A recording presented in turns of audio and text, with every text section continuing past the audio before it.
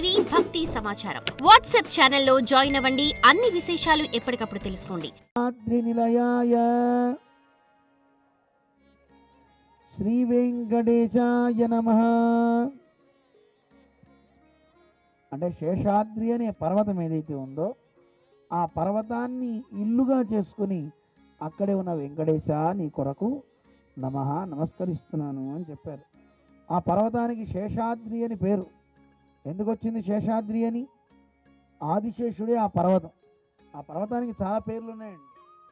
క్రీడాద్రి, వృషభాద్రి, నారాయణాద్రి, ఇన్ని పేర్లు ఎందుకు వచ్చాయో మళ్ళీ రేపు చెప్తా మీకు. అలాగే అన్ని తీర్థాలు ఉన్నాయి కానీ తీర్థాద్రి అని కూడా పేరుంది పర్వతానికి. అలాగే అనేక రకాలైనటువంటి పుష్పాలన్నీ ఉన్నాయి, పుష్కరుణులు ఉన్నాయి. అందువల్ల ఒక్కొక్క దానికి ఒక్కొక్క పేరు చాలా మంచిగా మనకి చెప్పారు. అవి తెలుసుకుందాం. అయితే ఈ తిరుమలకి శేషాద్రి అని రావడానికి గల కారణం ఒకటి ఉందండి. ఆదిశేషుడు తపస్సు చేసి పరమాత్మ గురించి ఆయన్ని ప్రసన్నం చేసుకుని స్వామి ఇక్కడ వేంచేసి ఉండు అని ప్రార్థన చేయడం వల్ల అక్కడ దానికి శేషాద్రి అని వచ్చిందని ఒక ఐతిహ్యం.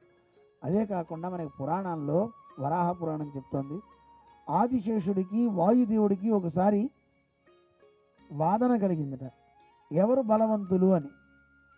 వాయువుని ఆహారంగా తీసుకుంటాడు కనుక ఆయనకి వాయుభుక్ అంటారు ఆయన్ని, పని సర్పాన్ని. గాలిని ఆహారంగా తింటాడు ఆయన.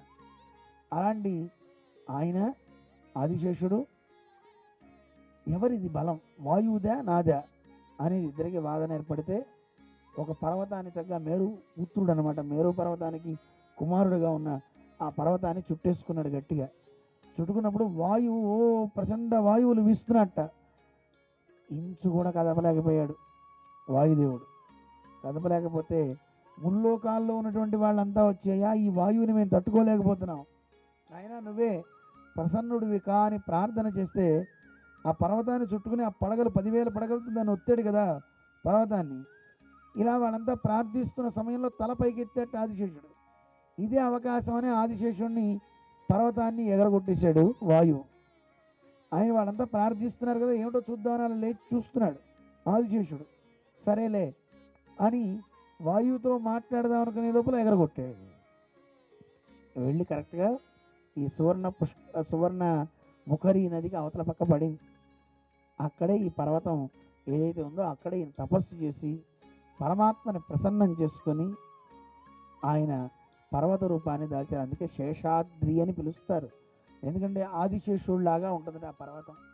అందువల్ల శేషాద్రి నిలయాయన అని పిలుస్తారు. ఆదిశేషుడే నిలయంగా కలవాడు.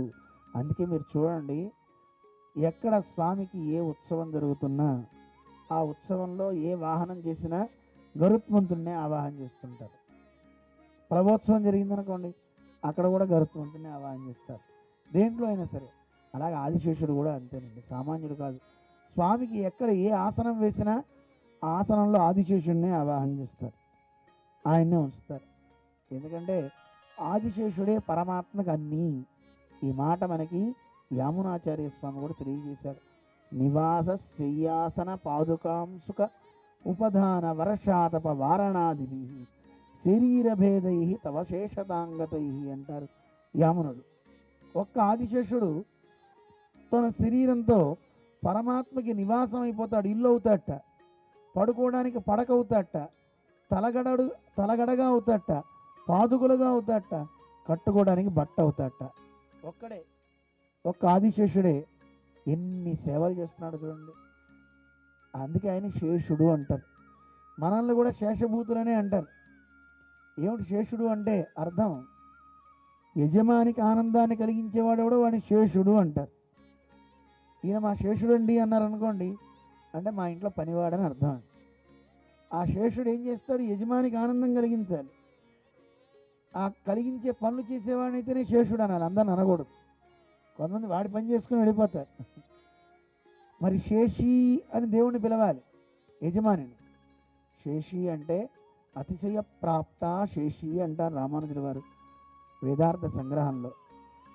మనం చేసే సేవలకి దేవుడు ఆనందిస్తే ఆ ఆనందాన్ని పొందితే ఆయన శేషి అంటారు. సేవలు చేసేవాడిని శేషుడు అంటారు. అలాంటి సేవలు అన్నీ నేను చేస్తానయా అని ఉన్నటువంటి మహనీయుడు ఆదిశేషుడు. ఆ ఆదిశేషుడే నిలయంగా కలిగి ఉన్నాడు గనక శేషాద్రి నిలయాయ శ్రీ వెంకటేశాయ నమః అని నమస్కరిస్తున్నారు.